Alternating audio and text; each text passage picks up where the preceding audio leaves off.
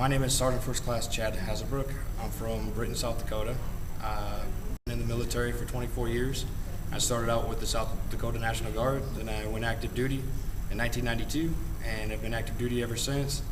And I've been deployed to Iraq, I've been to Bosnia and Kosovo, I was stationed in Germany, Korea, and two other places in the United States. Currently I'm at Joint Base Lewis McChord. I'm a Field Artillery Operations NCO. I was deployed to Iraq in 2004 to 2005, and we had a joint mission, which was securing the country and training the Iraqi forces to secure themselves. So I spent the first part of my tour over there kicking down doors and finding insurgents and bad guys and making it a little more safer for the Iraqis. And then the second part of my tour, I was selected to open up and create the first Iraqi training camp, and we started training the Iraqi soldiers to secure their own areas, and we worked with the police force and the Iraqi National Guard, which became the Iraqi Army, and that's the security force that is now in place, securing their own country while we're slowly exiting and letting them take over more and more. And at this point, I think they've pretty much taken over. So we did our mission as far as training them to be able to secure themselves.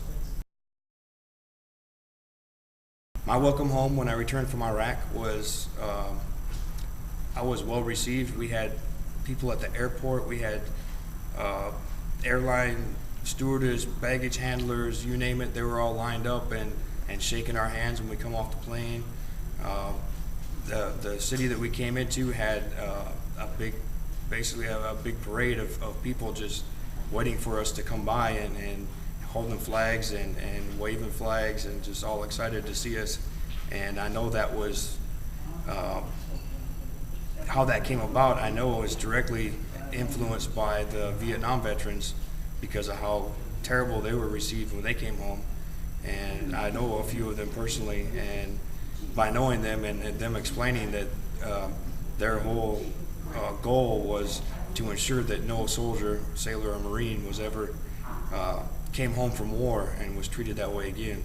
And thanks to the Vietnam era veterans, our welcome home has been unbelievable. And when you look at the way they were treated and the way we were treated, it's night and day.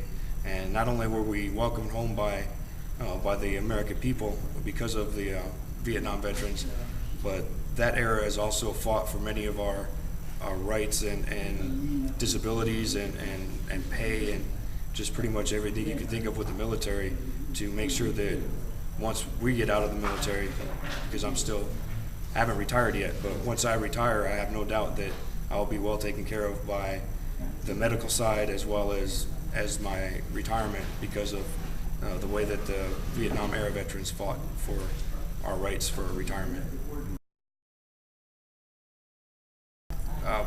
Some of the other programs that have been or are available now that I know that the Vietnam era and before did not have is job placement programs. They have homeless centers for people that need some help. The veterans, when they get out, if they don't know what they're going to do yet, they got training programs. The medical facilities have increased their medical fields, especially in the psychology area.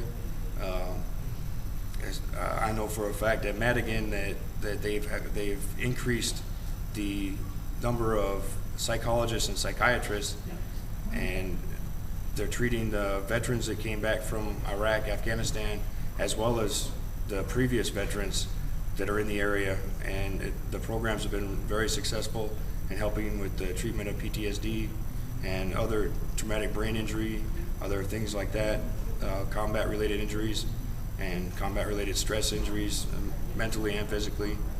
And I think there's just a lot more programs now available for soldiers and sailors and Marines or veterans.